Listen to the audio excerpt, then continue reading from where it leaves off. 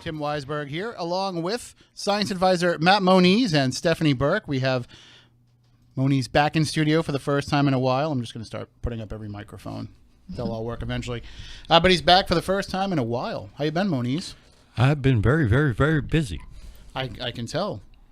Taking care of a few health issues, but I've been tapped by the BFRO to help them out with a bunch of backlog of cases. So I've been interviewing witnesses, checking out locations and stuff. That explains the beard. Yeah.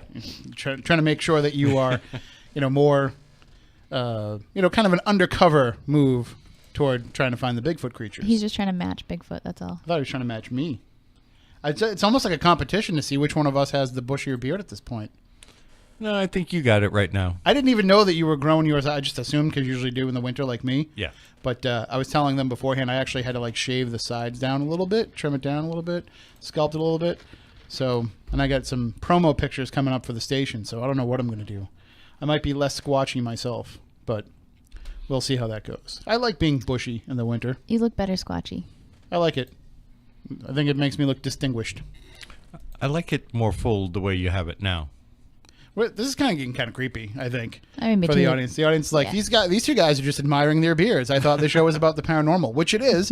We talk about the paranormal each and every Saturday night, and tonight the silent assassin, Matt Costa, is not here, which how often do we actually run a show without the silent assassin producing? And he's gone from producing the audio part to, which is, I do that now, which is why we always have mistakes, to over to the video part, but he can't be with us for tonight and probably for a couple of weeks. So we have John Brightman filling in over there, and we've simplified everything for you, John. Yes, very much simplified. Thank God. So for those of you who are watching on the on Spooky TV, it's SpookySouthCoast.com, and on YouTube and on the Spooky South Coast app, you're not going to see the same presentation that you're used to with Spooky TV, because I had to load everything up myself, and I'm not nearly as good at that stuff as Matt. I go over there and I start trying to mess around with it to set it all up for John to be able to run it, and there's all these crazy backgrounds and things where video comes zooming in and all. I'm like, no. That's way beyond my capability. So we kept it really simple. So it won't look as fancy as it usually does, but we're trying. We'll try to make up for that with good content tonight. Because tonight our guest will be Tara Teresa Hill is our guest, and she runs a website called The Ghost Post, and she's an author as well. We're going to be talking about ghosts all night. We love to talk about ghosts. It's one of our favorite things to discuss in the world of the paranormal, at least one of mine. So we'll be joined by her a little bit later on. We'll also take your calls at 508-996-0500, 877-996-1420. We're actually back on the radio tonight for the first time in a couple of weeks. It's been a while. It's been a matter of NFL games. Last week I couldn't be here because I was actually at the game. So we couldn't even go over our Spooky TV stream and just do a show that way because I was too busy, eating steak tips and lobster rolls. So you had lobster, but I don't know if I would have wanted to do the show during that game. That was a good game. Right. It was by the second half when things were comfortable. I was like, I should probably just jump on Spooky TV right now and do a Spooky South Coast. But you could have. That's not what I'm getting paid for. I'm getting paid to write about the game. So it was fun to have a Saturday night off for a change too. But we love doing the show, but sometimes it's nice not to have to be here. Of course, I have no idea what day it is when I'm covering a Patriots game. I just assume that it's Sunday, no matter what. Right. Even if it's a Thursday night game or a Monday night game, it's always just Sunday to me. And the Patriots, of course, playing tomorrow in the AFC Championship game. I'm bummed right now because I have to do a gallery reading from 2 to 4 and that game is at 3. Just tell everybody at 3 that there's no more spirits coming through. Can you imagine? Be like, I'm sorry, the connection's gone dead. It's done. The connection's gone dead. Everybody, there's going to be, not to make it sexist, but let's pretty much go with the predominant correct gender roles in this. There's going to be a lot of women that are there that want to make connections to the other side, and there's going to be a lot of men who got dragged along and are there just because their wives wanted the emotional support or girlfriends or whatever, and they really want to leave the game. I know that that's sexist, and in today's environment, I don't want to pinpoint any particular gender as to preferring football over the other or spirit messages as opposed to the other, but let's just be honest. There's going to be a lot of guys in there that are hoping that you'll hurry up. I'm just going to assume that those guys have not agreed to go to this considering it's the NFL playoffs. I know that if it wasn't, if it wasn't for the fact that I cover the games, I would find every excuse in the world. Somebody could call me up and be like, I got a demon in my house. I need you to come help me get rid of it. I'll be like, I'll be there at probably 9 o'clock. What happens if somebody comes in tomorrow, a guy with his wife, he starts asking you questions about the Patriots? Oh, it's going to happen, I'm sure. Listen, I successfully predicted the last set of playoff games.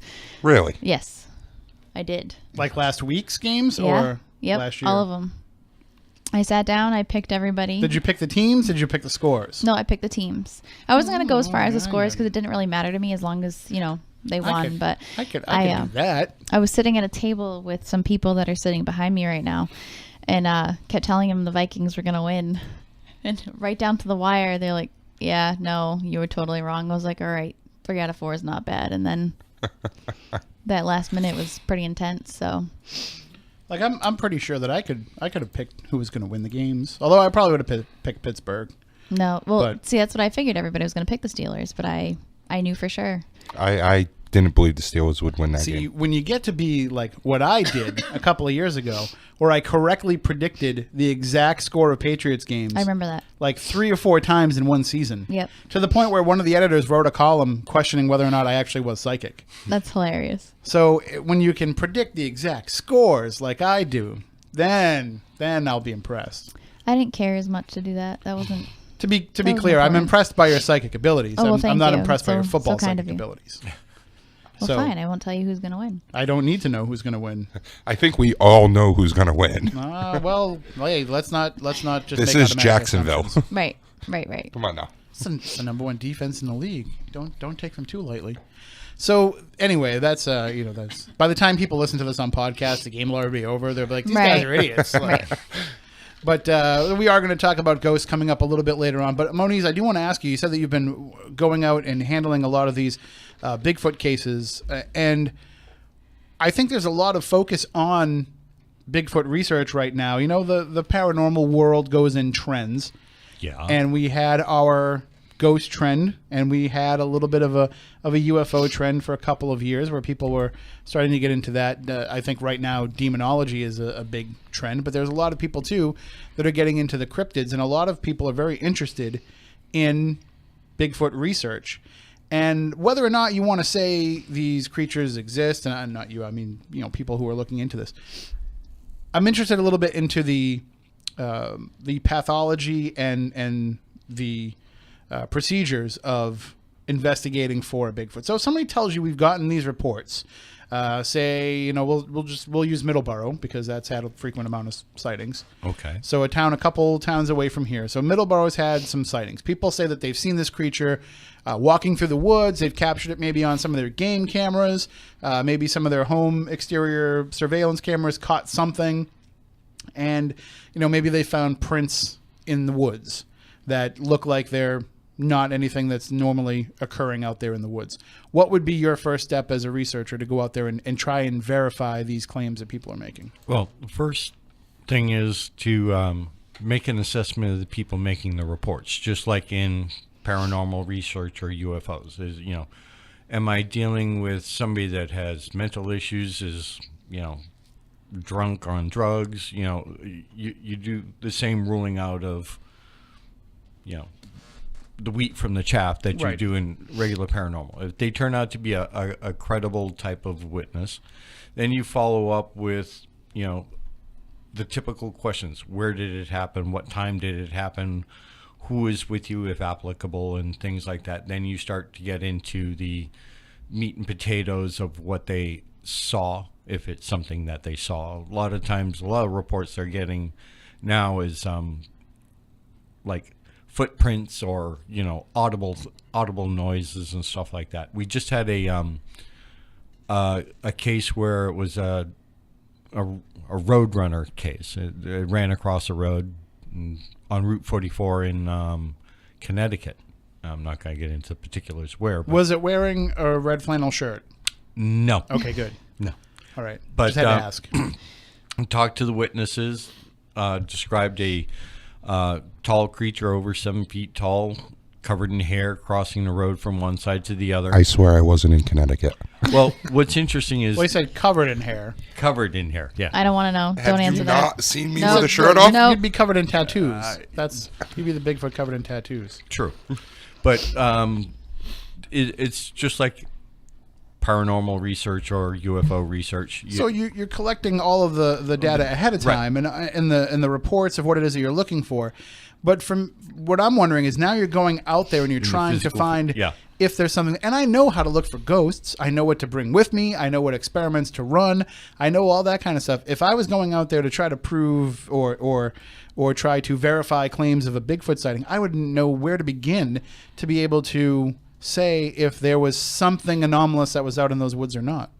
Oh, it's not that easy. I'll grant you that, because you have to be familiar with what's normal in the woods and what's not. Even though if this is a natural creature, it being in the woods would be quote unquote normal, you know. Right, but it wouldn't be normal for you to encounter signs of it. Right. So you want to, I'm sure you're used to saying, okay, I know that in this particular area, there's, fox would be running around the woods, deer, and wild turkeys, anything like that. You know what to look for signs of. Coyote. But you knew that if you saw something that maybe suggested a bear, you would say, well, bears aren't usually down in this area. Right. You rule in or out what other animals it can be. Say in like southern Connecticut, we know that there are pretty much no moose. Okay. So if something is breaking branches, 8 feet up, in Maine, seeing a trail 8 feet up in the air and branches broken, there are plenty of moose out there with big antlers that can clear it. Southern Connecticut, not so much. So if you got something that's clearing a path, taller than you are, and the tallest thing that you would have out in those woods would be, a white-tailed deer. That's only going to come up maybe to your chest or your chin. You're looking at something like that. What would be breaking big branches like that high up? And just a question that's popped up in the chat room. Somebody wants to know if they want to reach out to you, what's a good way to get a hold of you these days? Spookycrew still hits to my email. Okay, so Spookycrew at SpookySouthCoast.com. If you want to get in touch with Matt, whether it be for Bigfoot stuff or any reason. I find that when people are reporting encountering these creatures, or when they think that they found something that could possibly be a Bigfoot creature, usually a lot of them have a pretty good handle on what it is that's out in the woods. Maybe it's a hunter who hunts frequently and knows what should be out there, or somebody who lives on the edge of the woods that knows what kind of animals they usually see. So that probably helps that you have people that they can already kind of say to you, listen, I've seen deer walking around in the woods. I know what a deer looks like in the woods. So they do have a little bit of a background that can help you narrow some things down. Yes. The biggest one that gets confused are bear. Now, bears in certain areas, especially here in southern New England. Not impossible. No, we do have reports of them around here, but the bear that we have around here are small black bear. They're at the most the size of maybe a German Shepherd or even smaller.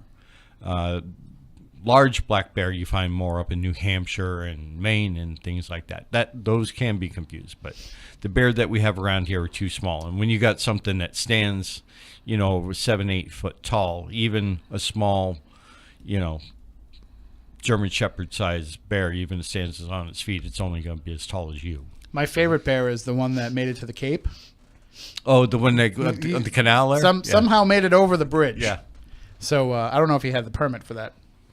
But so there is a process involved. So people are people who listen to the show frequently are like, well, where's Moniz been? It's not just something that you're doing on Saturday nights. I mean, this is something that is probably taking up a good deal of your time. Yeah, I can take a ride out to Worcester area on a Wednesday night, or a lot of times it's meeting people when they have the availability, and unfortunately weekends are the only time that they have available, or so you got to make hay while the sun shines. Is it helpful to have it be a time when, because I'm sure when you're going out there and you're looking, like, you've got to be aware of hunting season. You got to be Yes. aware of where you are. Yeah.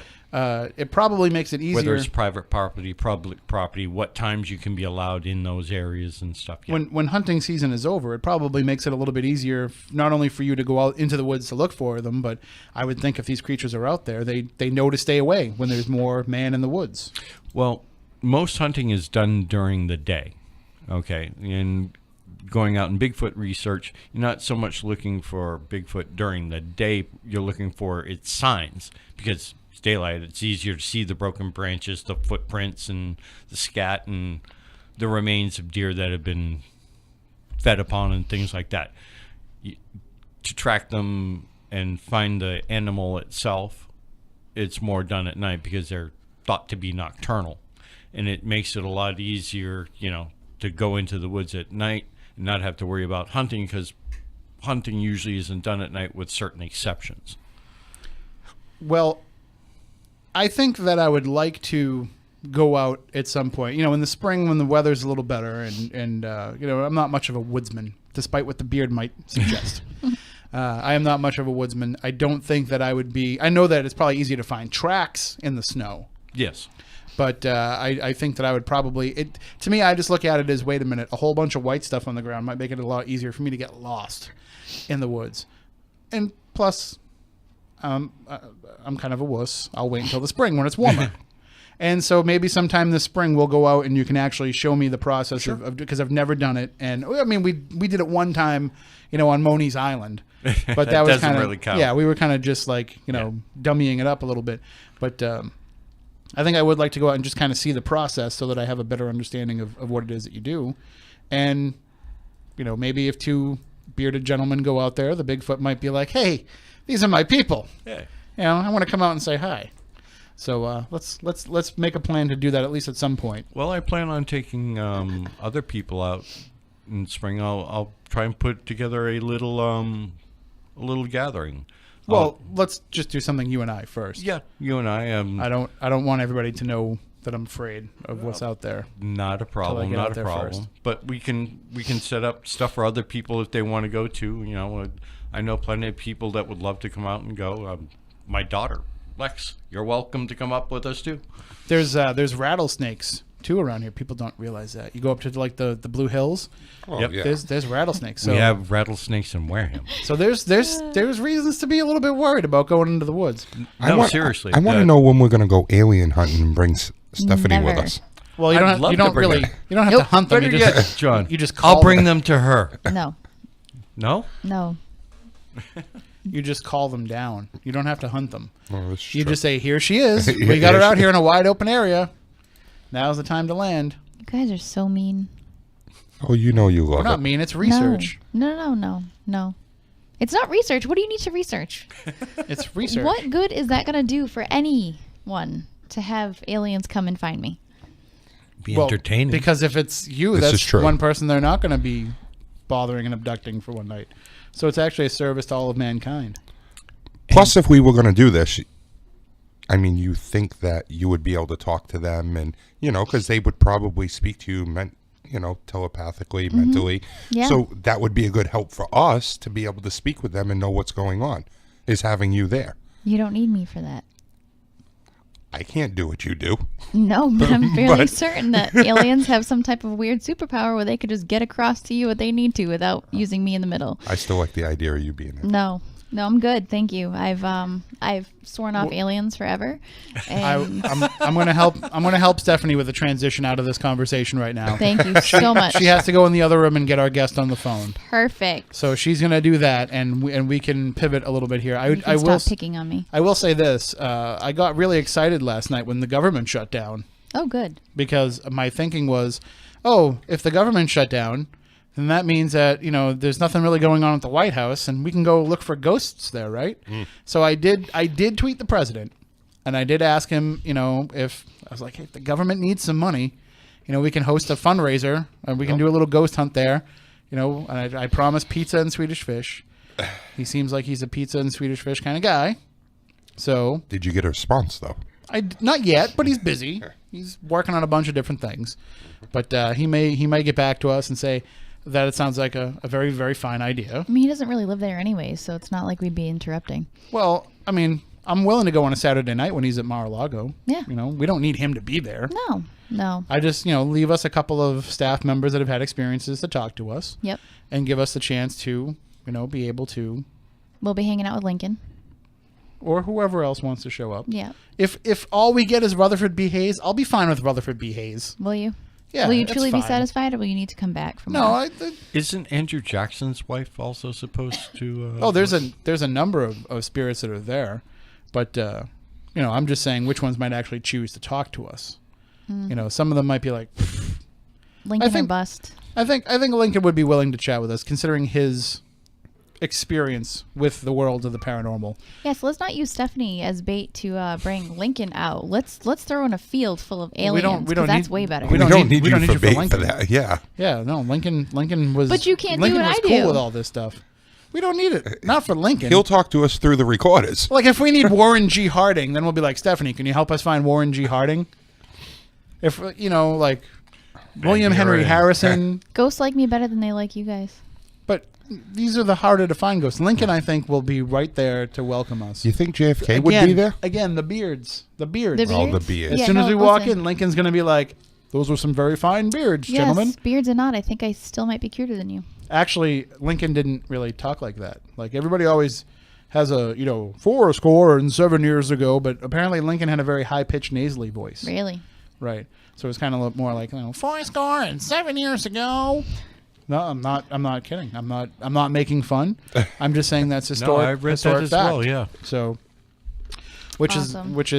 that's why Daniel Day-Lewis tried to portray him with more of that kind of a voice than the usual, deep, gruff voice that people associate with him. Because I think a lot of people just think Lincoln sounds like the Hall of the Presidents at Disney World, and that's not actually the case. So, but if, Donald, if you're listening, I'm sorry, President Trump, if you're listening and you want to have us come check out your house, we'd be more than happy to come and investigate it. Like I said, we'll bring pizza if you would prefer Kentucky Fried Chicken, because I understand that that's his favorite food. If you would prefer Kentucky Fried Chicken, we would bring that too. And Diet Coke. We'll bring all the Diet Coke you can drink. We will gladly let you have as many scoops of ice cream as you would like. That part is covered. All we ask is that you let us walk around and investigate and poke our heads into places where they don't belong. The last time I was at the White House, I got a little bit in trouble. So I spit in a spittoon that I wasn't supposed to spit in. But it was a spittoon, so I thought that's what you did with it. But Junior high Washington trip? no, actually, it was. I don't think I went into the White House on the Washington trip. I didn't go on the Washington trip for my class. We didn't have one. I went a few years later with another class to videotape it. I got hired to go and videotape it, so I got like a free week off of school, and I got to go videotape it and everything. But I had gone previously to that. So, but it's not the first time I was on the Secret Service radar. Probably won't be the last. No, true story. I got myself on the Secret Service radar a couple of times, but that's all right. I don't mean any harm by it. I just sometimes say dumb things. See, I would be all for that because I'd want to talk to JFK. Oh, I thought you would be all for him on the Secret Service watch list. No, I meant going to the White House and investigating. Well, what is it about JFK that would make you want to communicate with him? I want to know what his life was like and, the stuff that people don't know that much about. But not only that, the honest answer, who shot him? He must know by now. I mean, he's dead, and I'm sure he must know what's going on if he's a spirit and he can move around. Assumptions like that are what gets you on Secret Service watch lists. Let me just tell you that. I know John Tenney's so proud of me. He's like, oh, you're on the Secret Service watch list. Welcome to the club. All right, well, why don't we get into our discussion for tonight? And again, if you want to call in at any time during the show and ask us a question or ask a question of our guest, you can do so by calling in at 508-996-0500, 877-996-1420. Those are the numbers to call in at any point during the program to join in with the discussion. You can also do so in the chat room at Spooky TV at SpookySouthCoast.com. You can tweet us at SpookySC or just use the hashtag SpookyLive and we'll see it there as well. Or you can email us, Spookycrew at SpookySouthCoast.com. But the best way to get in touch with us is always the old-fashioned way. Call us on the phone. Alexander Graham Bell did not go through all that trouble just for you to sit there on your cell phone and, type tweets and all that kind of stuff. So please reward him by using the phone, and that way there we can actually have a real conversation. And we'll keep an eye on the chat room as well. Stephanie's got the chat room going. Nope. I think you didn't get it going? Computer won't work. Which chat room? Because I got the YouTube chat one. room. Yep, I got that one open. Yeah, that's what we're looking for. I'll keep an eye out. If you see, let me just let you know that if you see all capital letters in the chat room, this is a relatively new rule. It doesn't mean they're yelling at you. Okay. It means that that's a question that they want to have asked on the air. Okay. We've come up with that format where people can type in capital letters when they have a question. Okay. And then we still end up usually not seeing it because we're terrible. All right, so we will get into it now with our guest.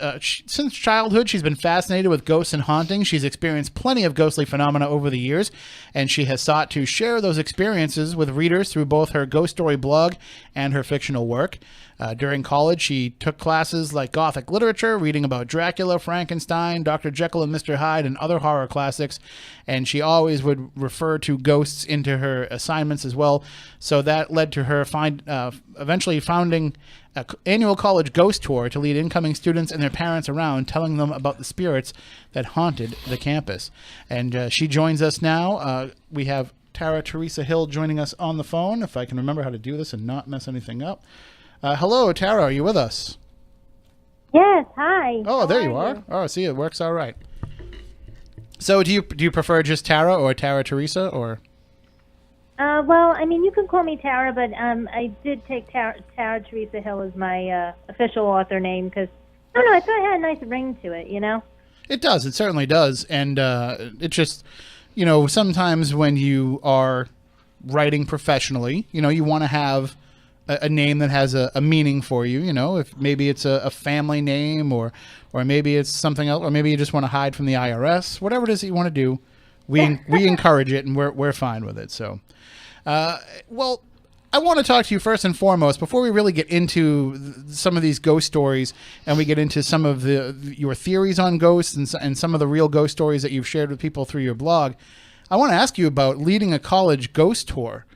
Where did you go to college that had such a prolific amount of ghost stories that you could run an entire ghost tour about the school?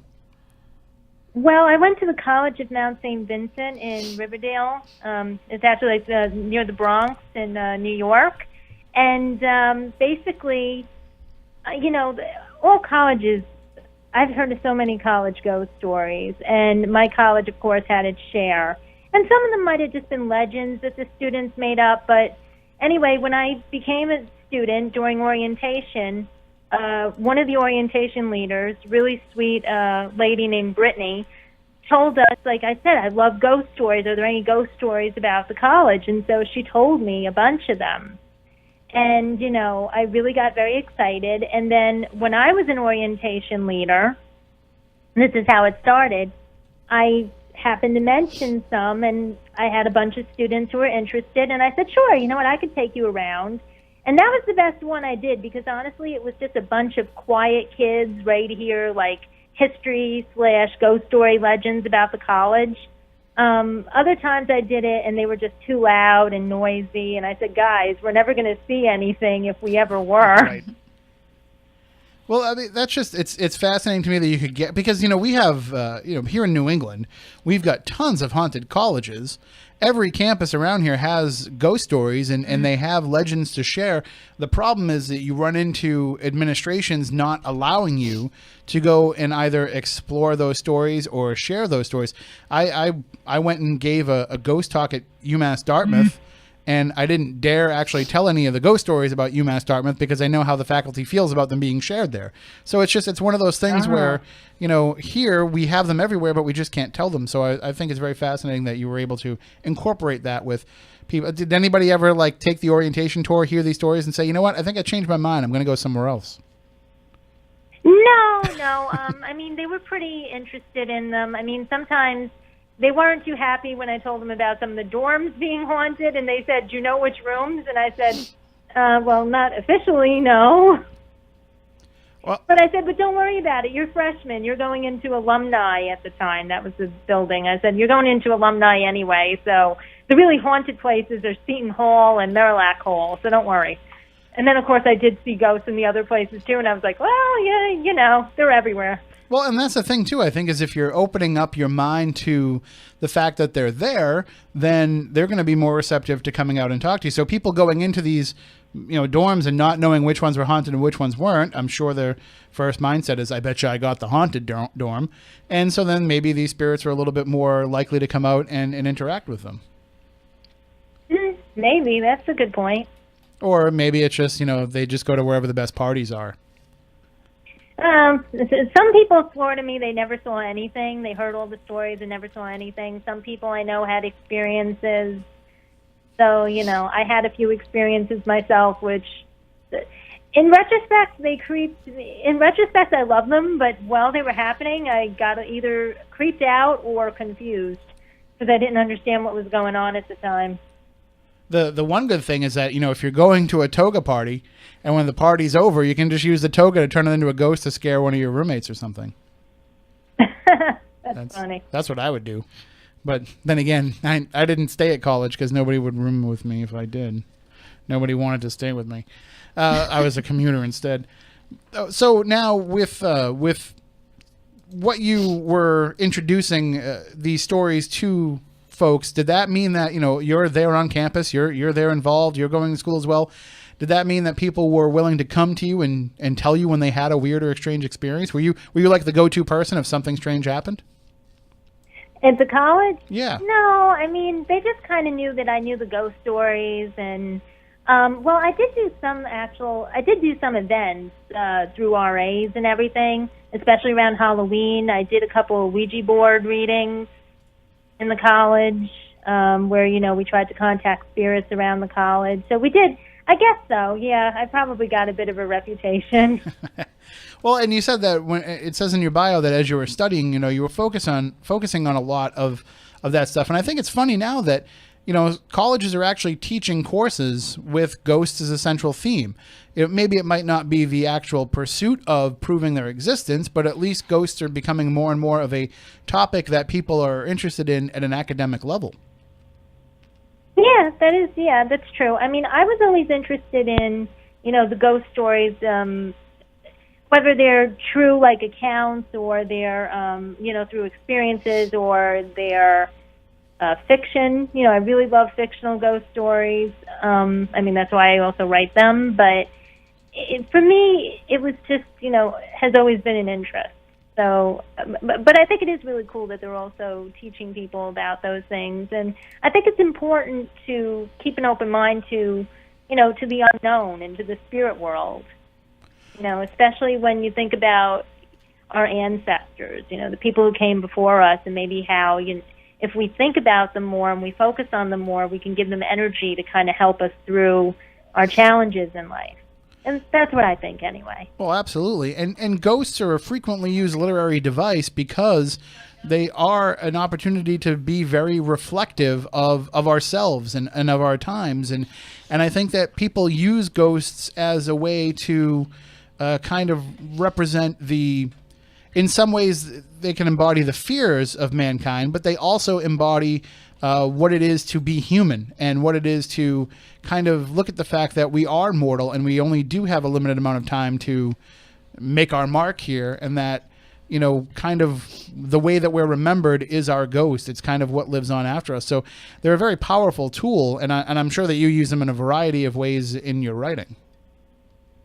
Yeah, I really love to get to kind of go through the ghost point of view, actually. I've written a bunch of stories through the ghost point of view. Now, you don't always know that they're a ghost at the time, but I really, in some of my stories, but I really love to go into that. What I'm trying to do with ghost characters, really, is to give them more of, less of a passive part in the story and more a part of actually being a full-blown character with personalities and, so kind of like get to know them and what they're going through and what the story. So actually the story revolves around them and not necessarily the human character.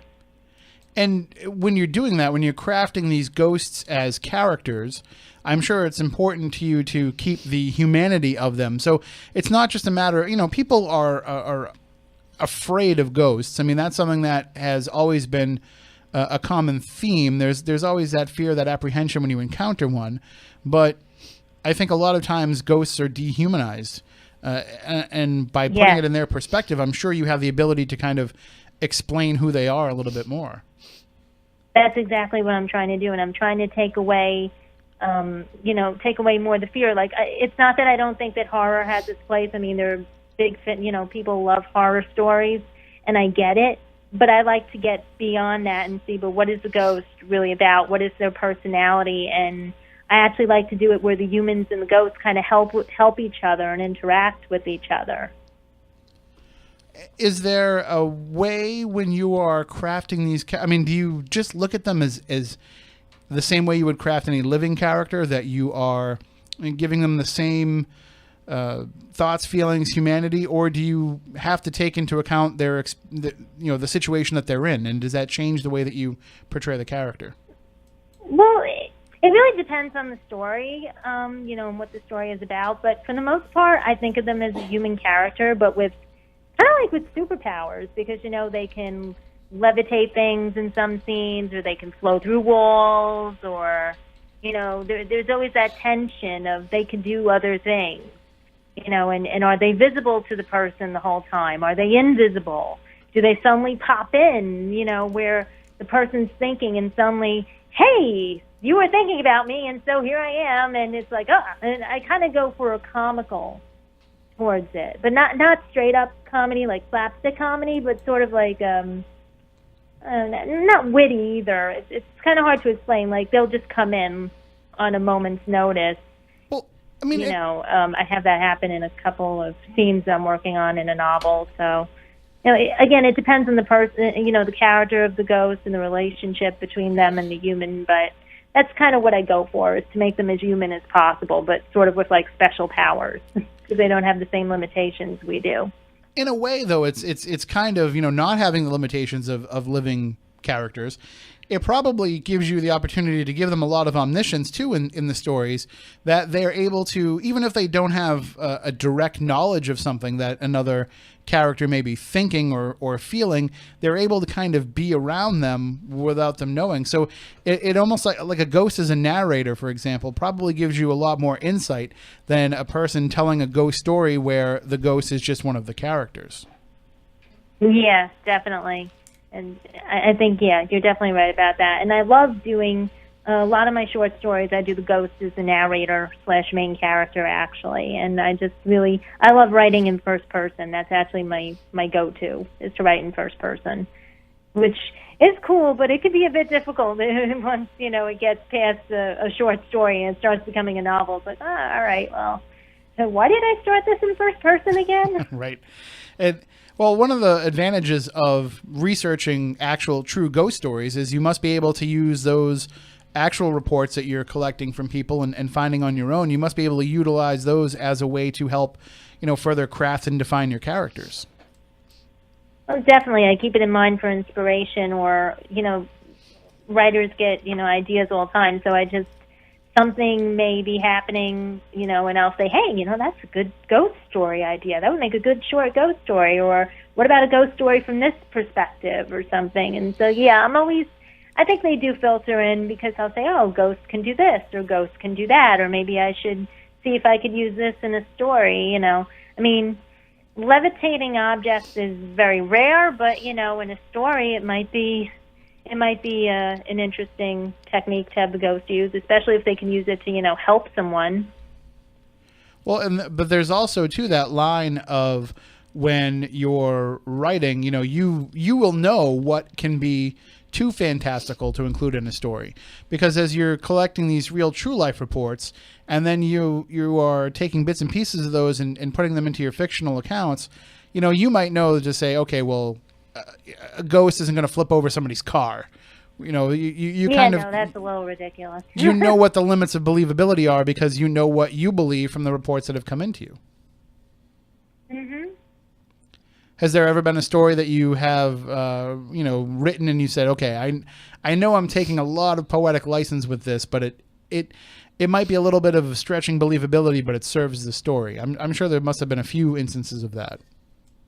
Yeah, there's one I worked on where I said, all right, I think, because it ended up being a romance story, and I was like, this might be stretching it a little, you know. Was it Oh, ghost sex? You can say it. If it was ghost sex, you can say it on the show. No, I don't do that, no. But Okay. it was like, you know, We don't two judge. teenagers falling in love kind of thing, and I was like, really? I'm writing this? I'm like, yeah, why not? It's cute, it's fictional. It's not like I'm saying it's real. Because we've done entire shows on ghost sex. So if you have ever written ghost sex books, that's cool with us. I just want to put it out there. No. I draw the line. I was thinking more like, have you ever, I'm sure you've probably heard of it, The Ghost and Mrs. Muir? Oh yeah. Yeah, that, kind of like that emotional relationship sort of thing. Well, but you know from the stories that you've collected and from researching ghosts, people do have those type of relationships with the spirits that live alongside them. Whether, you know, it might not be a full out romance, but it will turn into, you know, a dependent relationship. It will turn into a relationship where they actually care about what it is that the ghost is thinking and feeling. Yeah, that's true. Or they at least I mean, I've heard of some stories where, you know, they sort of accept them as like a part of the family. I've even had some people tell me they've asked the ghost to come with them. And in some cases, like if they move, they'll ask the ghost to come with them, the spirit to come with them. They'll invite them, and if they don't, they're upset. Sometimes the spirit will say no, and sometimes I've actually heard that they will follow them. And I'll think, well, that's interesting. So what is in collecting the real life stories, you know, what is the one that you would have to say stretches your level of believability? If you're willing to kind of stretch a little bit in your fictional work, there has to have been something that you've heard in real life that you said, this doesn't sound right to me, but everything seems to indicate that it's true. Well, the thing is, I try not to. I mean, that's the first thing I tell, you know, my the people who are interviewing with me is I'm not judging. So I really don't kind of even want to answer that question because I don't judge them, because even if I'm saying in the back of my head, you know what, I'm like, just leave it alone. I always say on the blog, I let everybody make up their own mind. I'm telling you what they tell me, and everybody else, you know, the reader can make up their own mind on it, because, you know, I have to take the person at their word. You know what I mean? Right. And there's some. I mean, there's some sense of if you're a paranormal investigator, if you're going out there as a person trying to prove or disprove evidence of a haunting, then you have to kind of take things and really kind of pare down what is believable and what's fantastical, and you need to look at it with a more critical eye. But with what you do, and you even refer to yourself as more of a ghost reporter, you're just chronicling the experiences and the stories that people have experienced. You're not actually trying to prove or disprove if they're true. Exactly, yeah. That's exactly it. So, because I honestly, I don't want to try to disprove or prove ghosts. I just think they're really interesting all on their own, you know, and sometimes people have these weird experiences they can't explain. I've had weird experiences that I can't explain, and I just feel it's almost like I don't know, it's going to sound silly, but you know when you're growing up and you're reading about, like, you know, you read fairy tales and magic books and people going into other realms and things?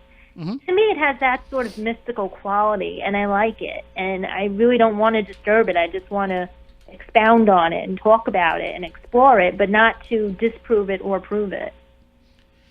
Is there going to be, you know, if... how can I put this in a way that's not... I'm trying to put this in a way that's not overly critical of the people that are telling you these stories, but what is kind of your level of cutoff where you have to say this person is just either nuts or looking for attention? There must have been some stories that you've heard where you can tell that while whether the story is believable or not, the person just doesn't seem credible that's telling it. Yeah, I mean, I think what's harder for me dealing with it, I mean, because I'll write, you know, I've thought to myself, they could totally be making this up, and I'm writing it down. I'm like, well, all right. You know, it makes for an interesting piece for the blog, okay. But at the same note, I say to myself, well, what's hard for me is when, and I feel so bad, because some people get really, really excited about wanting to talk and share their experiences. And the hardest part for me is to figure out, how do I turn the limited experiences they had into something that's readable, and that can be difficult because it might just be something where shadows are seen, or a lot of banging on the walls, things that it's kind of hard that that add to the atmosphere of a haunting, but don't necessarily make for a big ta-da kind of thing, So sometimes I'll say, well, I'm going to stick with it. This is what happens. And I like it when the readers, I like it when the the person I'm interviewing, right, kind of gives me the freedom to say, well, I am still a writer, and so I'm trying to make this entertaining. Where sometimes I've had people get so critical of details that I'm like, look, you want me to write it verbatim how you said it? So that could be a little frustrating. But again, I still say, well, it is their story technically. So I do it as best I can. There's a value in just the stories being told, whether it's believable, whether the person's believable, whether the story seems fantastical. My firm belief is that there's always a value in somebody just talking about a ghost and talking about the possibility of a ghost, because it keeps it in the forefront of people's minds as being something that can be part of our reality. I agree, definitely. When we do a stage show, myself and some of my friends, where we actually present ghost stories on stage, we have a friend of ours, Frank Grace, who's an amazing photographer, and he goes out and takes these photos that are essentially a ghost story in a photo. And we take those, we put them up on a big screen behind us, and then we go out and we actually share the stories of these locations, almost like we're taking people on a ghost tour while they're sitting in their seats. And one of the things that we have had to really break from the mindset of is being paranormal researchers ourselves and being people who go out and lecture on ghosts and try to get people to believe in the existence of ghosts with some of the video and the audio that we present to them. We had to really work hard to get ourselves out of that mindset and to say sometimes this good story is just a good story, and that there's value in just telling a good story. It seems like with your work, you're able to kind of ride that line with no problem because you're not firmly putting yourself in the proof or disproof mindset. Yeah, I mean, the approach that I'm taking to my work is basically how I have always felt about ghosts. I mean, I personally believe in them, but like I said, I've enjoyed reading. I grew up reading, books by Hans Holzer, reading about his true accounts and other accounts, and, and just looking up. Before really looking like Google, I think before Google Images was a thing, I used to go in college, I would do this, and my boyfriend, who's now my husband, he would make fun of me because he would say, "You scared yourself again, didn't you?" And so, what do you mean? I'd go online and just look up ghost pictures for fun, Sure. Sometimes, and I would go through them for like an hour, and then of course some of them would scare me because I would read the stories behind it, and I'd say, "Oh my God!" And then I'd say, "Oh, I got to go to sleep now. I have class at 9 a.m, and great, I scared myself." So my approach has always been to just enjoy it for what it is, and just, enjoy the story, like you said, just for what it is, being a story and being interesting and different. But also, too, I mean, if you're getting scared, it's giving you a reaction. And when we come back, we're going to have to take a break in a couple of minutes for the news. But when we come back, I want to kind of talk about that a little bit with you, the idea of the thrill of the chill and the idea of people wanting to be afraid of things, and then, kind of utilizing that as a storytelling capability as well. And then we'll get into some of your thoughts about and hear some of these stories that you've collected of true ghost stories, and get your thoughts on what ghosts might be as well. Okay, that sounds great. And if anybody wants to check out the website during the news break, it's The Ghost Post is the name of the website, and you can get to it by typing in ghostpost.co, and that will take you right to the website. And or just Google search The Ghost Post or Tara Teresa Hill. Either way, that'll get you right to the page, and you can follow her as well on social media. If you want to follow her on Twitter, you can find her at Tara Teresa Hill, and at facebook.com/Tara Teresa Hill. It's so much easier when you can just use your name for everything, right? Yeah. Easier for everybody to find you. And you have a YouTube page as well. What will people find on the YouTube page? Well, basically what I did was I do read-alouds of the blogs the different blogs, I'm going through them and just doing read aloud. So that way, well, I figure, it's like you can hear a ghost story like for on the go or a slumber party or whatever, but also maybe if people can't read them, they can just, if they want to listen to them, they can do that as well. And there's value in hearing the human voice sharing these stories as well. We can talk about that as well coming up in the next hour, but we are going to take a break for the news. Again, if you want to call in at any point during the show and share your thoughts and experiences or have some questions for our guest, Tara Teresa Hill, 508-996-0500, 877-996-1420. If you want to call in toll free, those numbers are available right on our website, SpookySouthCoast.com. Also on that site, you can find links to all of our past shows, links to the YouTube videos of all the shows that we've done in the past. We are coming up on our 12th anniversary next week. We'll be celebrating 12 years on the air, so there's a lot of Spooky South Coast content for you if you have not consumed it all. And what are you waiting for? You've got all this time on your hands. It's the winter. Nobody's doing anything.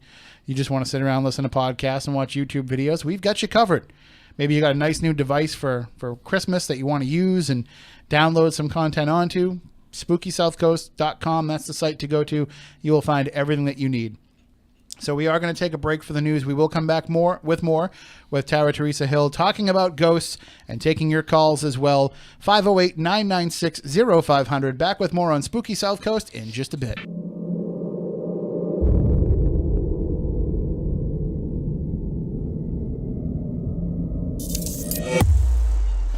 Welcome back. Hour number 2 of Spooky South Coast.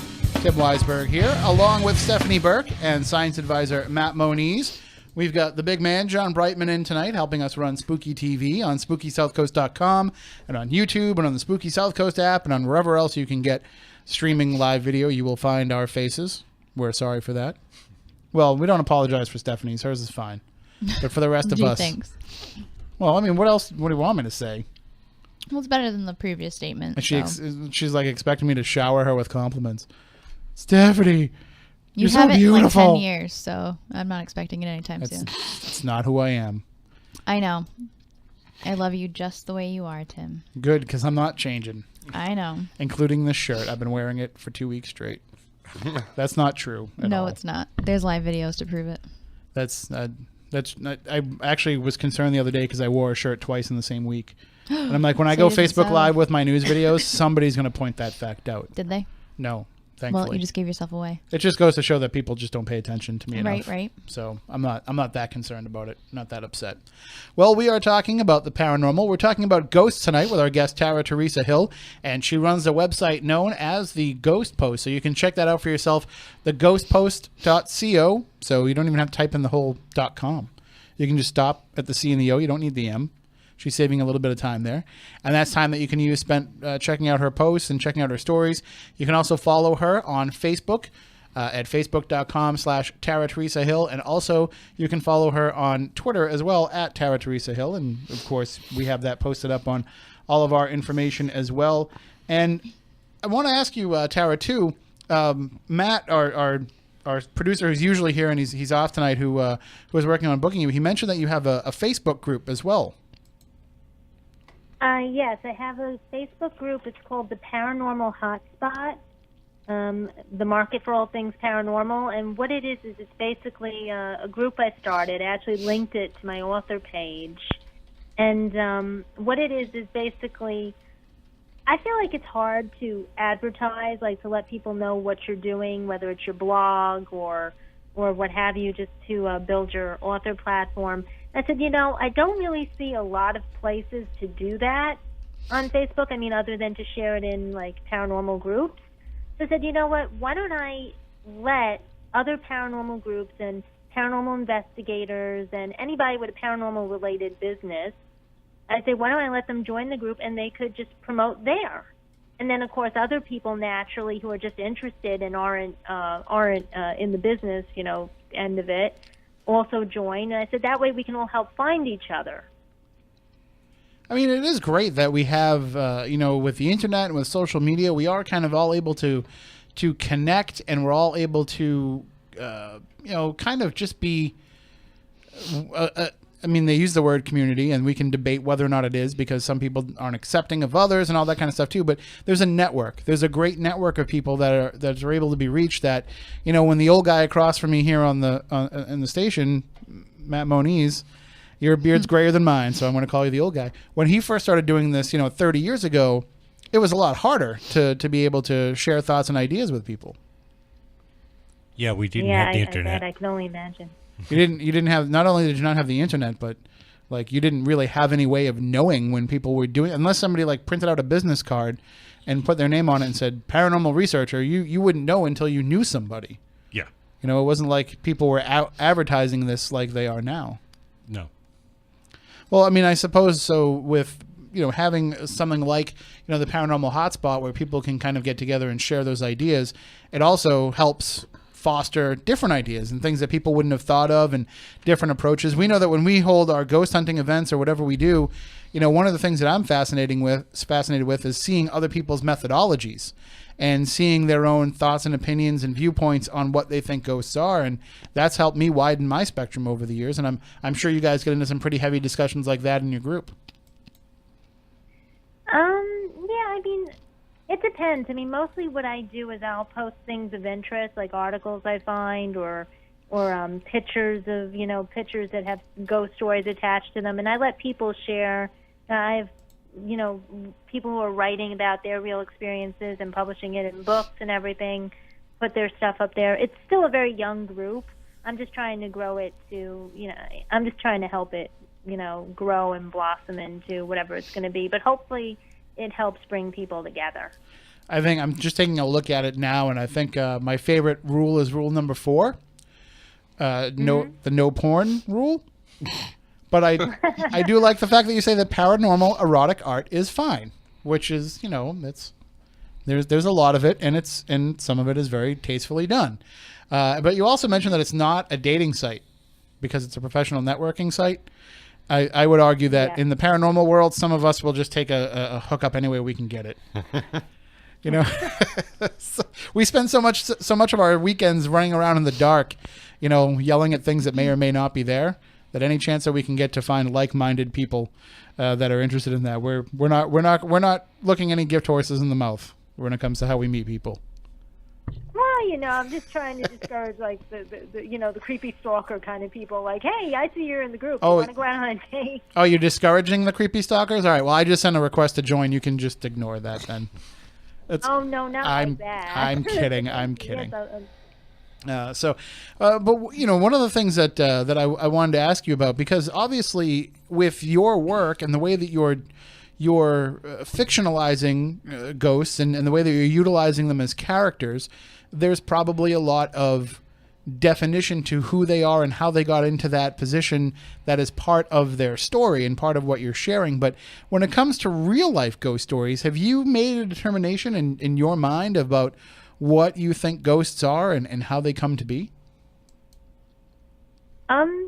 Sure. Yeah, I actually have. In my mind, I actually wrote about this in one of my stories, that I'm working on. And basically, in my mind, you have spirits and ghosts, and I feel like even though we use them interchangeably, I mean, I'm not going to call them spirit stories because some people won't know what I'm talking about, so I would still call it a ghost story. But in my mind, like, a ghost is someone, they're all souls, human souls usually. And a ghost is someone who died, in, it could be a traumatic way, it could be a non-traumatic death, but the point is that they haven't crossed over into the light. Whereas I feel like a spirit is a soul who, after they pass on, they go into the light or to the afterlife or the spirit world or whatever you want to call it, and then they can just kind of go back and forth.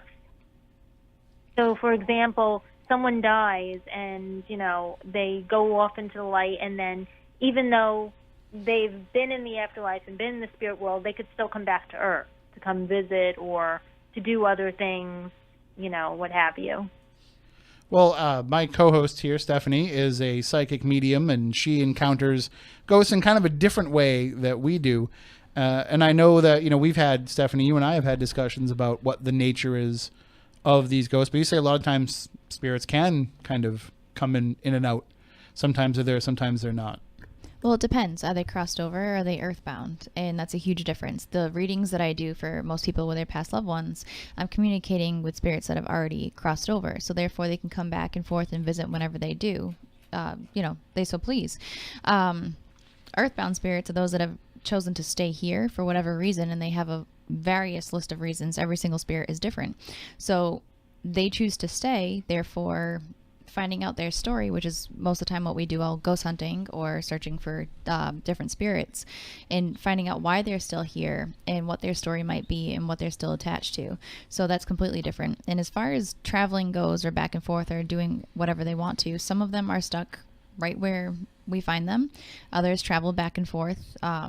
We'll say in a neighborhood setting, so to speak, 3 doors down from where they originally haunt. Not the best word, but the easiest to describe the situation. So it truly depends on the situation and the spirit. And Tara, when you're crafting these characters, I assume that you want them to have some level of, free will and some abilities to kind of be their own independent individual beings. But have you ever, and I'm sure you've heard of these stories as well as you're collecting the real life, true life stories, but have you ever heard stories where, spirits they don't have that ability, where they are trapped, where they are maybe tied to a location or to a person or to an object, or there's something that's limiting them from being able to either move on or be able to just at least leave the location that they're currently in? Oh yes, definitely, and I really love those stories too. More the traditional kind of haunting story, even if it's done in a non-traditional way. But I like the idea of that because you can explore the psychology of the character and really find out what makes them tick and why are they stuck and what are they working through in order to get unstuck. So yeah, definitely I have done that before, and I do really enjoy reading and writing stories about that. Because I've looked into a lot of like haunted objects, for example, where there are some sort of an attachment to a specific item, and that item might get shared with a family member, or somebody may buy it from a antique shop or what have you, and these spirits are attached to them, and it's because there's a strong bond between the spirit and the object. It's not anything that's like, it's not a curse. It's not something where there's a scientific explanation as to why it might be trapped to it. It's just nothing more than a strong emotional bond. And I think that that's a lot of what ghosts are just strong emotional bonds between an energy and an object, or an energy and a place, or an energy and the living. Yeah, I would definitely agree. That's a good definition. I mean, you ask me a week from now, my definition might change, but it all depends on what these stories are that I've heard. What's the first story that you ever heard, or the first experience that you ever had that made you say, "Oh, wait a minute, maybe there is something to these ghosts. Maybe ghosts are real"? Okay, the first story that I remember hearing when I was a kid was, I guess what really would probably have sparked my interest as far as fiction was, I believe it's the Headless Horseman story. Really fascinated me for some reason, even though it also scared me, especially watching, the Disney version as a kid. But so that would be for the fiction one. For my, I've had a bunch of different experiences, but I'd say, trying to think what was my first one that I would say, oh my goodness, that was definitely something strange. Well, when I was a kid, actually, we were living in this apartment building in Yonkers. Mm-hmm. And it was a big building. We had lived on the 5th floor with seemingly nothing happening. And then we moved on to the 2nd floor. And right away, the house felt really weird. And I didn't feel comfortable there. And, I was about, maybe 7, 8 years old. And weird things started happening. For example, my parents, we would hear each other, like, calling our names. So I would be in my room, and I would hear Mom and Dad calling me, and then they would swear they didn't. Or they would hear me calling them, and then I would say I didn't. So we had like this weird echo chamber going on. That was one of them. But I also would sometimes, like, I'd be playing in my room and suddenly feel like someone was watching me. I would get this really eerie sensation that someone's behind my back somewhere watching me. And I just kind of wrote it off, but not really, because I would kind of get freaked out. I would usually get up and run, and my parents would just say, you're imagining it. So one day, my best friend came over at the time, my childhood best friend, and I said, I think my house is haunted, and my mom had a Ouija board in the house. And so I said, you want to try to contact the ghost? And she said, yeah, that sounds cool. So we sat down. It's like a rainy day, and we're doing this.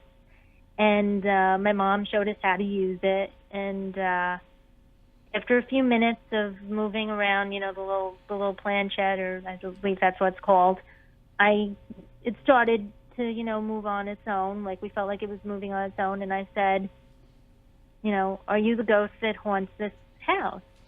And, this building? And she said yes. And I said, okay. And then I started asking, me and my friends started asking questions. And my mom is, cleaning and stuff in the background or doing whatever and thinking, oh, how cute, they're playing with the board.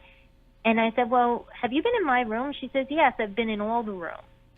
The ghost identified herself as a female from a certain era. And I forget which era it was. I think it was like 1900s maybe, around then. And what ended up happening was I said, well, how did you die? And she said, I hung myself. Ooh. And when I said that out loud, my mom immediately took over the board and, kind of disrupted the connection and told the spirit to, be at peace and everything. And she got really disturbed at that point.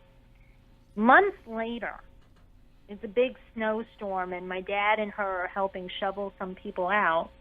And we met a woman who was a local historian who happened to know about the history of our building in that area. And she had said that she actually told us about the houses that used to be there, kind of like for the Rockefeller type families. And she said that at least there was one where there was like some sort of big suicide. And I mean, obviously she didn't have a name or anything, but it was so weird to what I had said about the experience that it really, made my mom think, oh my goodness, are we living in a haunted, apartment kind of feeling. That was a really weird experience for me. And that probably, being who you are, kind of piqued your curiosity more than anything else. Yeah, I mean, it definitely, it piqued my curiosity, but it also made me think, well, wait a minute. So, yeah, it started to make me wonder about where do people go after they die? And that's when I started thinking also, and I had other experiences that made me wonder this too. I mean, I would always ask my mother about her mother, who had passed away years before I was born. And I always wanted to know about her. And, I just always had an interest in the past. And my mom would say, you're young. Why are you always thinking about death? That's kind of how she would ask me. Well, was there, as this is happening, you're fortunate enough to have a parent who is accepting of these experiences and accepting of the fact that this was actually happening. Did you grow up in a household that actually would foster discussion about ghosts and about the belief in ghosts?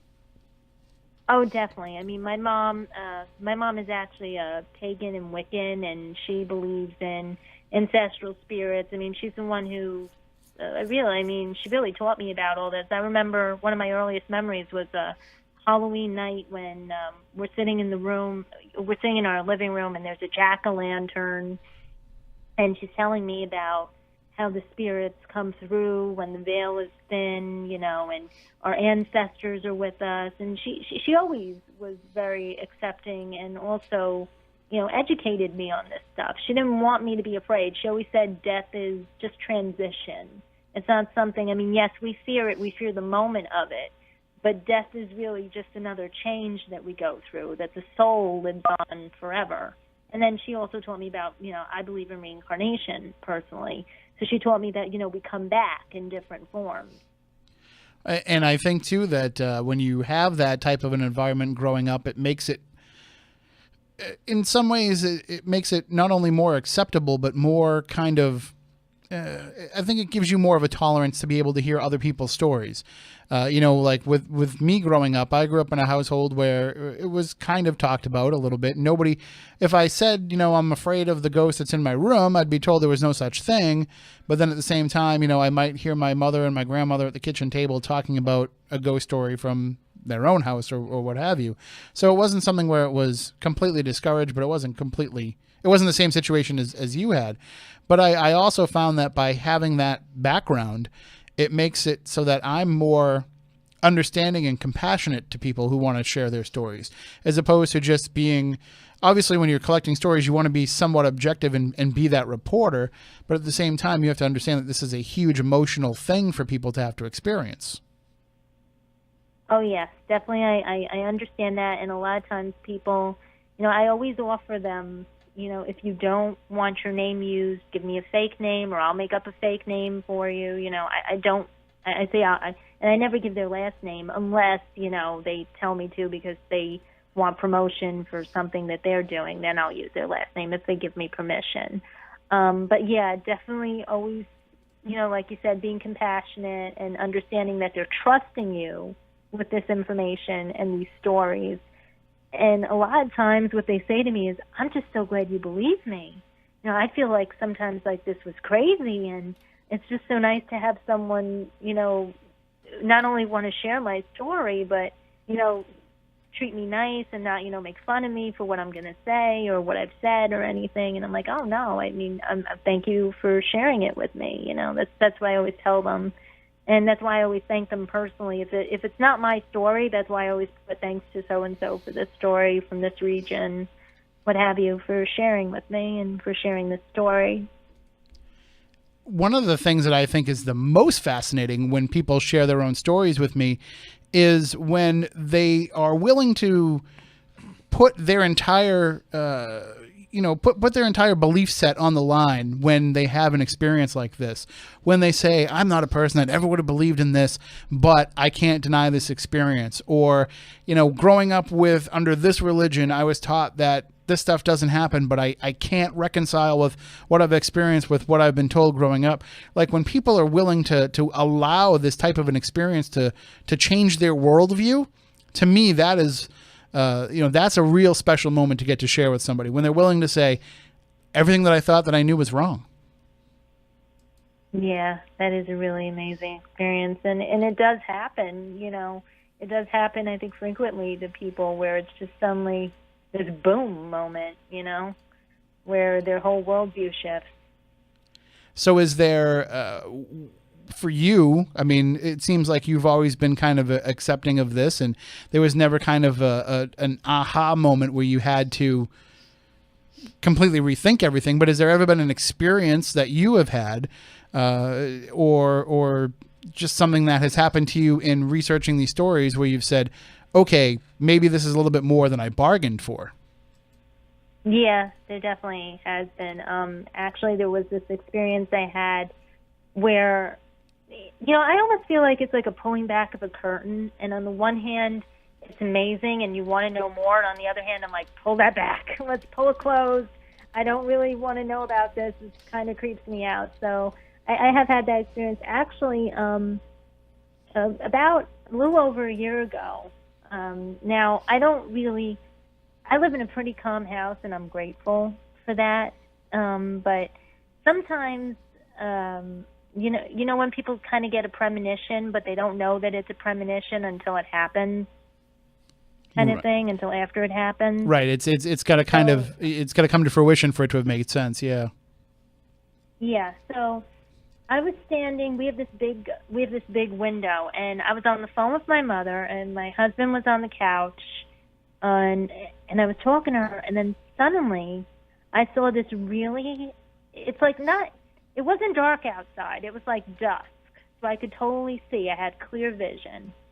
All of a sudden, I see this really tall, very, very tall person. Well, figure, really, in a dark cloak. That's what it looked like. And I said, what is that? And as I turned to look, all I see is this dark figure in a dark cloak. I could not see a face. And they turned, and no joke, they disappeared. Oh.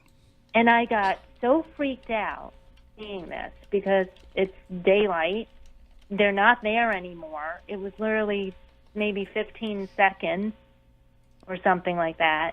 And I just said to myself, but that doesn't feel right. Something really doesn't feel right. So that night, kind of went to bed earlier than usual. I'm more of a night owl. It's not unusual for me to be up till like 1 in the morning or later. And you got to be kind of when you do blind. this stuff. Huh? So you kind of got to be when you do this stuff. It's not an early to bed kind of pursuit. Yeah, and also being a writer, you just tend to stay up late. I think sometimes. That's true At too. least I do. That's when the best ideas come. Yeah, I know. Sometimes when you're trying to go to bed, it's like, story idea. I'm like, really? I'm washing up for bed here. But anyway, so I closed down the blinds. I go to bed, and I just had this really weird feeling. Now, we had a pet bird named Sky, and he was kind of getting on in years, and he'd been a little sickly.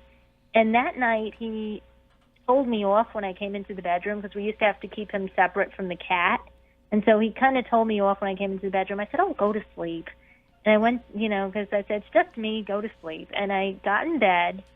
And the next morning I wake up and I pull off his cover to say good morning.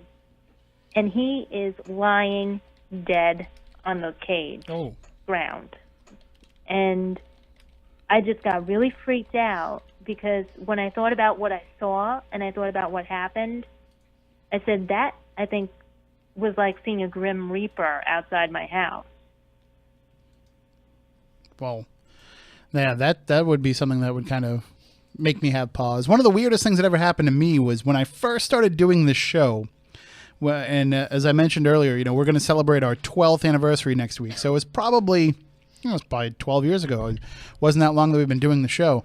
And my co-host, Matt Moniz, who, as I mentioned before, had been doing this for a long time, warned me that when you start doing this and talking about this stuff is going to come out and start looking for you. So I kind of always, I took that in stride and I was like, yeah, whatever. Ghosts don't care about me. How did that turn out for you? Well, it just so happened that one Saturday night I came home from doing the show, and as I closed the door of my car and got ready to run into my house, because that's what I do. I used to be afraid of the dark before I was a paranormal investigator, believe it or not. Now I just don't care. But then again, your neighborhood, there may be other reasons to run into. Right. There's wild animals and all kinds of stuff. But so, I close the door, and as I start getting ready to head into the house, I see a shadow figure walking down the street. And I think to myself, nobody should really be out this late. But I had one of those moments of, do I run toward it or do I run away from it? And I started walking down the street to see if I could figure out who was down there. And whatever was there disappeared. And there's nowhere that anybody could have gone that I wouldn't have seen where they would have gone, or heard them rustling through the trees or whatever. And it was just whatever figure was there, whatever humanoid figure was there disappeared. And that's when I said, okay, I guess I'm going to keep running to the front door when I get home at night now. It was a puckwudgie. It might have been. But you're right. Like, when you start looking into this stuff, more of it does come back and look at you. And I'm sure. Sorry, go ahead, man. I was going to say, I'll give you the quote that was given to me years ago. For every step you take towards the unknown, it takes two towards you. I thought it used to be 3. Ooh, It's that's cool. It depends. It 2, depends on how 3, depends on how big of a stride you have. I just feel like I've always heard you say 3. It'd probably be 3 steps for me, 1 step for John. It all depends on how much ground you cover when you walk. So again, we're talking with our guest Tara Teresa Hill, and you can check out her site, The Ghost Post. When you are collecting these stories from people and these real life stories, how do you do so? Is it things that people are sending you in written form? Are you interviewing them? Are you talking with them on the phone? Or is it a combination of all those different ways? Well, some people have written me, especially, I've had a couple of people who are outside the country, and so it's easier for them to, write me something, and then I'll either edit it or depending on their writing capability, then I might reshape it. Sometimes they, send me just a bunch of information, and I form a story, a readable, entertaining story around it. Other times, most of the time I do interviews over the phone with them. I call them and I basically, what I do is I put them on speaker. No one's, I'm home, and I just take down notes as they're talking, and then sometimes I have to slow them down a bit so I have time to write down everything. And then what I do is when I'm finished, I tell them once I have a draft ready for you, I'll email it to you, or sometimes I message it to them over Facebook if it's easier, whatever they want. And then they give me feedback, tell me if I need to change something, if I made a mistake with someone's name, or I decided I want my name taken out. Mm-hmm. So I make sure that they like the final draft before I publish it. Yeah, there's a lot of trepidation that I notice happens with people where, they're willing to share their story because they just want to share it with somebody, and then they start to have reservations because they're like, oh, what if my pastor sees it? What if my boss sees it? People tend to kind of shy away from it afterwards, but there is a lot of value in just getting these stories off your chest. For anybody that's thinking about, sharing a story with Tara, there's a lot of value in just getting it out there and being able to share it with somebody else. And I'm sure they all start their stories the same way, Tara, where they look at you and say, or address you as saying, you're going to think I'm crazy, but, and then they go into their story. Yeah, a lot of times people start with that, or some people are very excited. They say, I've had so many, and I never knew, some people have grown up in a haunted house and just never got the chance to talk about it. I mean, because not everybody's a writer, so not everybody's going to, put this stuff on the internet or what have you. So they're like, oh, it's so great to talk to someone who can actually make sense of this and, make it, I tell you the story and you put it up in an entertaining way. That's great. A lot of people are excited to share. And like you said, some people aren't. So, it depends. But either way, I'm just always grateful that they're willing to share with me because, part of the reason why I started the blog was because, I love writing and I want to write about ghosts, and that's what I want to be known for. And even though I love fiction, everybody kept saying a writer needs a blog. I said, well, I'm not going to write fiction and put it on a blog because, right. I like to take more time with it than that. So I said, well, I'll start a blog on ghosts. And I thought ghost stories, if I could do it as ghost stories as like a report, would be fun, rather instead of talking about the technical stuff, which I don't know as well. I know of it, but I wouldn't call myself like a specialist in that end of like the technical aspects of it. Well, that brings up a question that I have for you, and that's, have you thought about making that transition into actually being somebody that goes out and instead of just collecting reports, goes out there and investigates claims and gets more of a first-hand back and forth with the ghosts themselves as opposed to just collecting the stories of the living? I've thought about it, and, I'm not going to say I would never do it, but it's not something, let me put you this way. If I go to a place and I have a ghost experience, that's fine, but I don't like to kind of go search them out. Right. I did do a couple of times where I did do once where I went specifically on, I don't like calling them a ghost hunt, but, a paranormal investigation. Mm-hmm.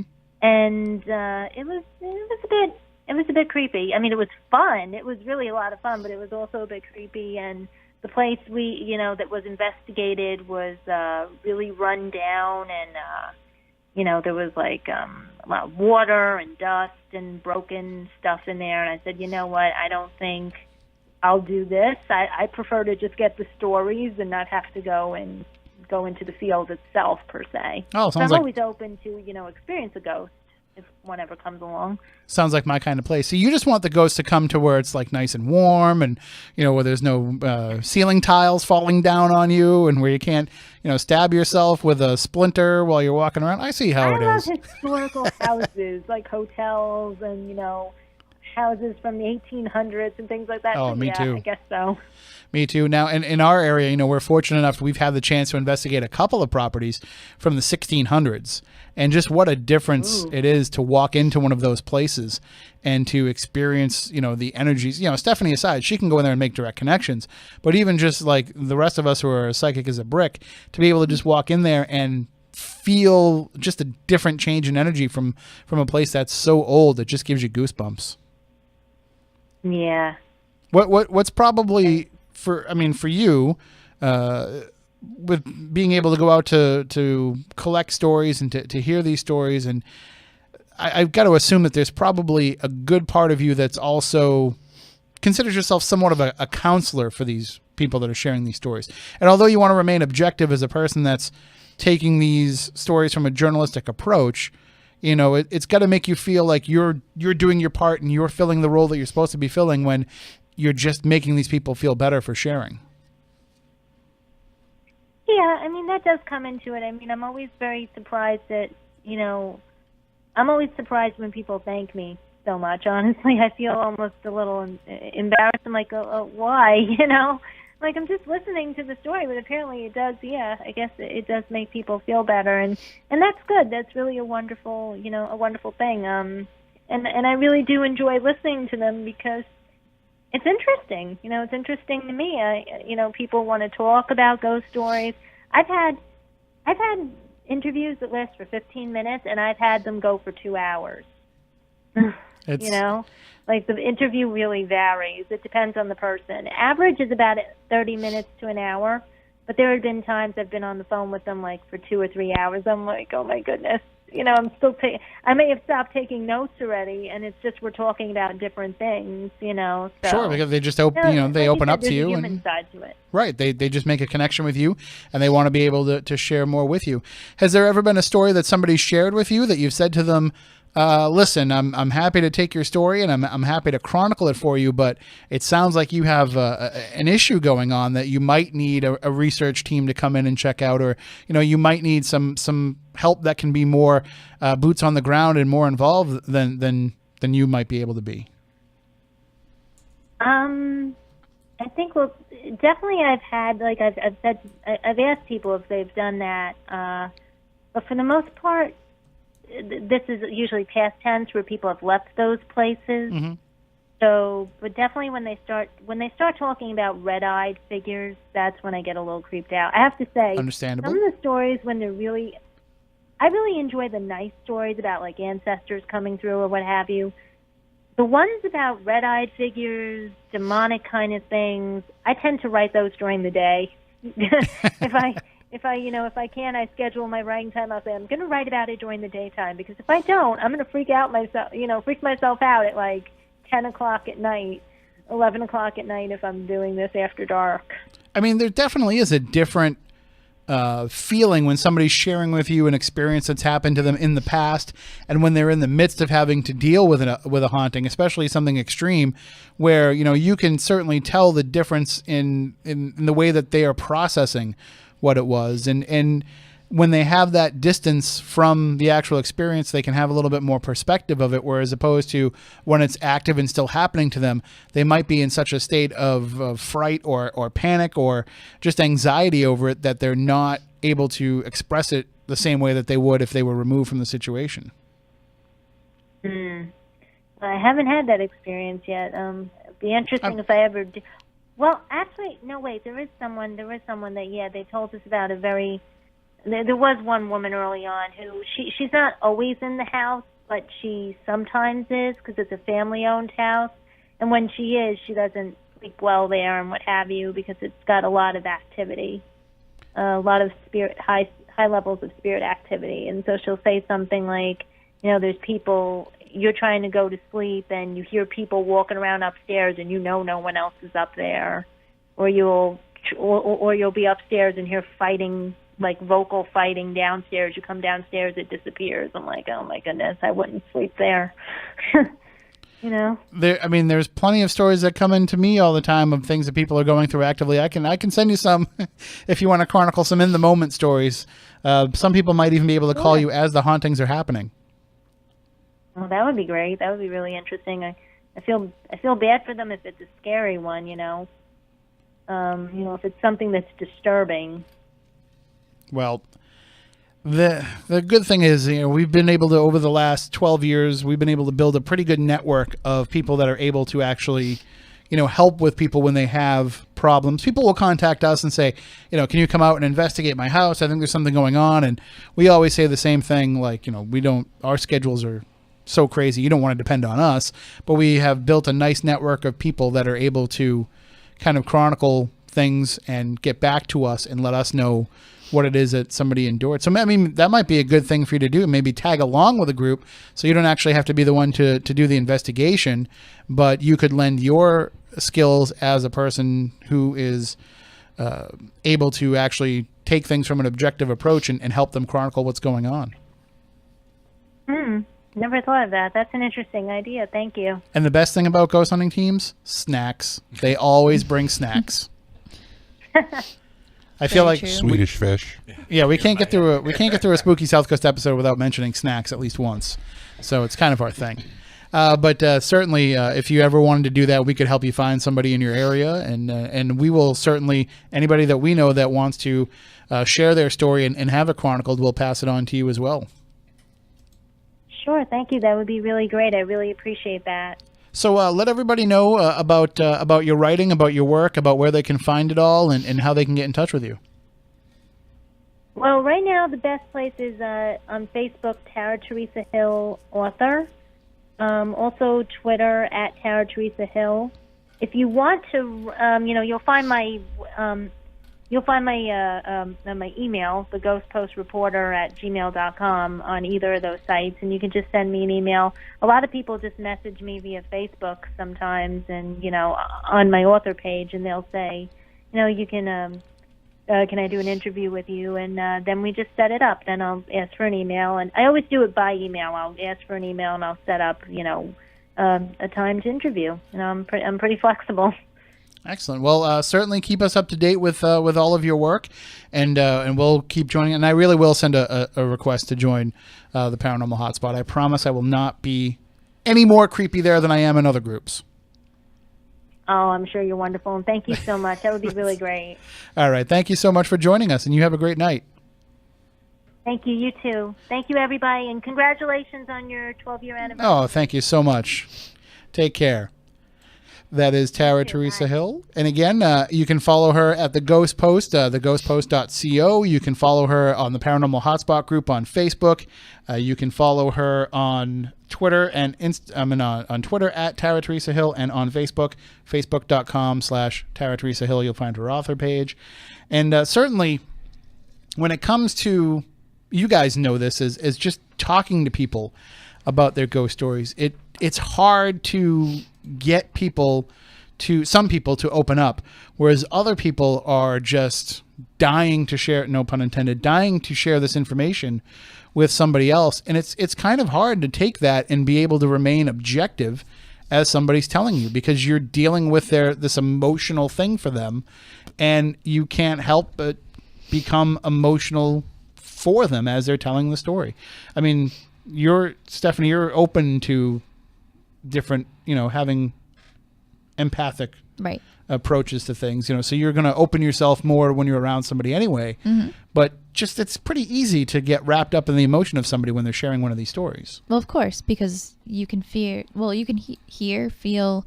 their fear, their sadness or their excitement or their happiness or whatever it might be, depending on the type of situation that they're going through, just as a human and relating to somebody else and what they're feeling. Of course you can feel that, and you can experience it yourself just by listening to someone's story. And Moniz, I know that you've been in situations where you've contacted me and said, we've got these people that are going through something, and, it's just to the point where they're overwhelmed by it. So even though it might not, to you, it might not seem overwhelming, you're consciously aware of when somebody's at something where they might be reaching their breaking point with dealing with it. Right. For a lot of people, it's just a cathartic release to be able to unburden themselves with the experience. They may not care if you believe them or not. They just want to be able to get it off their chest. Hey, I've had this experience. I need to share it with somebody that's willing to listen. Because let's face it, a lot of times people in families, when you start to try and talk about it, they don't want to talk about it. They want to close it off because that means I got to deal with it. And, I got to sit with this person on Christmas and Thanksgiving and things like that, and they don't want to have that responsibility. So they come to us to be able to unburden themselves. Or their family's experiencing it, and if it's a family member that they love and trust that's experiencing it, that now makes it real, and therefore they have to face that, and they don't want to, so they ignore it. And John, I know you've dealt with some cases that were pretty extreme over the years and had experiences that were pretty extreme. And coming at it from the other perspective, and I know that you've investigated a lot of things that were kind of mundane and weren't as bad, but you've become known for some of your extreme experiences. It must be hard coming from that perspective of sharing it with people and being able to convey to them just what that experience was like and just how frightening it can be. Obviously, you're not scared because you're used to this and you've done it, but just how intense of a situation they could be entering in if they get into something similar. It's true. A lot of people, when I would tell the story, they would get almost to the point either they don't believe it or sometimes they would actually get scared themselves. And I'm not telling them to scare them. Mm-hmm. I'm just telling them because they asked me a simple question. I'm trying to explain to them what it's like to be in that situation. But they end up getting scared themselves and they get freaked out to the point that, oh, I don't want to be in that situation. I hope I never arise in that. But then there's sometimes that people actually want to know what's going on. So that way, if they ever are in that situation, you've told them how you handled it, and hopefully they could handle it that way. I do think experience comes into play with it, too. I think if people are telling you one ghost experience that they've had, it's a very frightening ordeal for them to deal with a lot of the times. But if it's something that's been happening, over the course of many years at their home, then it becomes, they're like, oh, yeah, that's just the ghost in my house. Second nature. Yeah, I'll tell you about the ghost, but it's not really any big deal. Yep.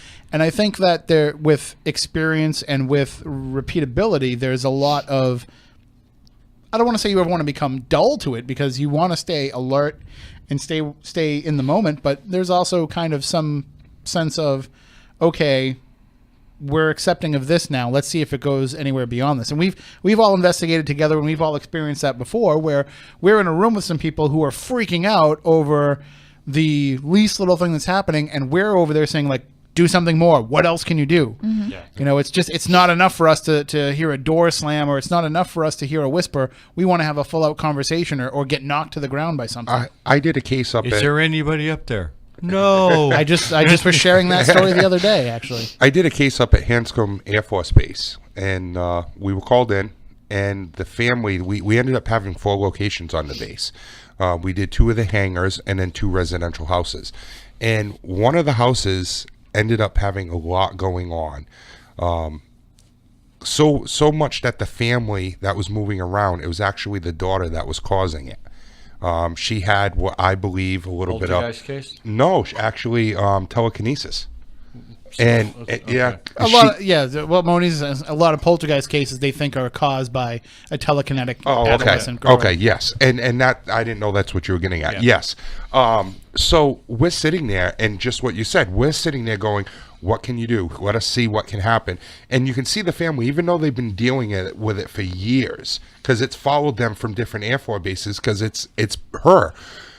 They literally were terrified while I'm sitting there watching the DVR system, and the investigators are downstairs in the basement with the homeowner and the daughter, and they're saying, do something for us, make a sound, let us know you're here with us.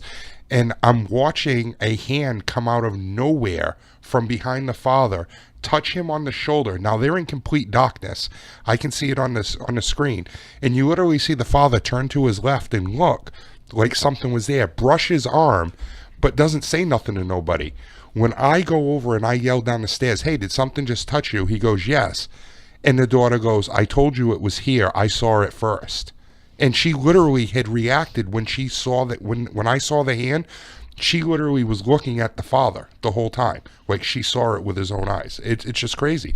They were scared, but yet for us, we're just like, come on, more. and you mentioned something that's very interesting, and it's something we should pursue for an episode because we've never really talked very much in depth about it. But the idea of poltergeists being something that's actually more man-made, man-created, more than it is something it's paranormal, but more than it is a ghost. I mean, to some sense, if you need to have a being, another entity, another intelligence to interact with, but a lot of these cases just straight out happen as, like John was saying, straight telekinesis. And so I think we should probably, we've explored it a little bit here and there, and eventually I gotta get my family to come in. I gotta get my family to come in and share the story of the haunting that I grew up dealing with, where looking back, it's got so many elements of different types of paranormal phenomena that I'm still to this day, I'm not exactly sure what it was that was causing it, because a lot of it could have been poltergeist activity caused by my, prepubescent cousin. A lot of it could have been the fact that this entire neighborhood is haunted. A lot of it could have been that stuff happened on their very property. It could be the fact that they live next to a cemetery. It could have been that they invented something in their own minds. It could have been that they invited something to come into their, so many different angles to it. And so eventually we got to get them all to come in. But, we might. Oh, it would be. Might have to get some of your apple pie to get my uncle to talk.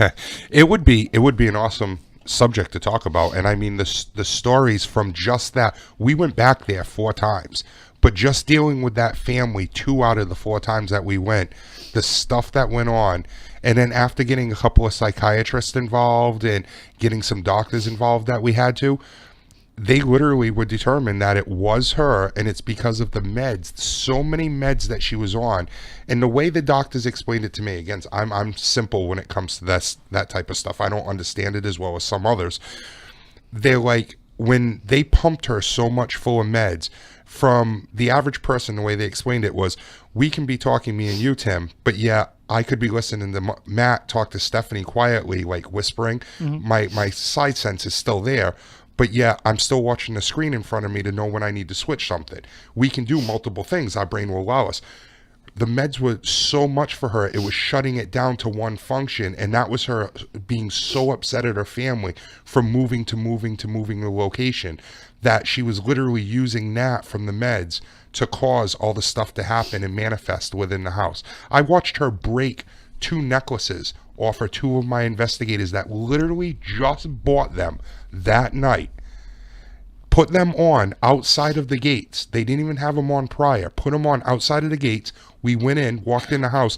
The girl came around to meet us, and she looked at both the investigators. She started squeezing her hands and squinting her eyes, and literally through sweatshirts, 2 St. Michael crosses dropped, both simultaneously at the same time, dropped out of their shirts. So how do you explain the hand that you saw? Because that doesn't sound like poltergeist activity. That seems like... Again, she's saying that she brings her friends into the house. This is what she tells me, that she invites them. So I don't know if she invited something there, because she kept saying the whole time the father was sitting down there talking, oh, I don't believe it, there's nothing here. And she says, Dad, I'll show you, watch. So could she be causing it that way? Possibly. Definitely sounds debate for another time. Yeah. Definitely sounds like something we need to explore for a full episode. And I'll tell you off there about when I used to wear a cross. Really? I'm not religious, but I wore, because I was like, maybe the ghosts are. So I wore it, and something happened. So I'll tell you that off there. Nice. But we're going to have to go for the night because we are up against the end of the show here. We'll be back next Saturday night to celebrate our 12th anniversary. I don't know how we're going to celebrate it. We'll probably have some cake or something. Well, we have to. Moniz has a sly look on his face, like he's got something planned. But well, hey, maybe we'll be here next Saturday night. Hey, it's all good. No. And we're inviting all of our friends. All of our friends can come next week, next Saturday night to the show. So we'll have more details about that during the week on SpookySouthCoast.com and on our Facebook page and on our Twitter account. So follow us there. Always make sure that you follow everything that we do online. You can reach out to us at any point during the week. Spookycrew at SpookySouthCoast.com. We are always willing to listen and have you share your experiences with us. And if you think you would even make a great guest, even better for us. So we'll be back to celebrate year number 12, the beginning of lucky number 13, next Saturday night. Of course, go Patriots. That goes without saying. And hopefully we'll be back here next week talking about getting Stephanie's Super Bowl predictions. We got to vote for Minnesota, though, too. All right. Stay spooktacular, everybody. Bedford's News Talk Station. New Bedford's News Talk Station. 1420 WBSM. New Bedford, streaming worldwide on the WBSM app.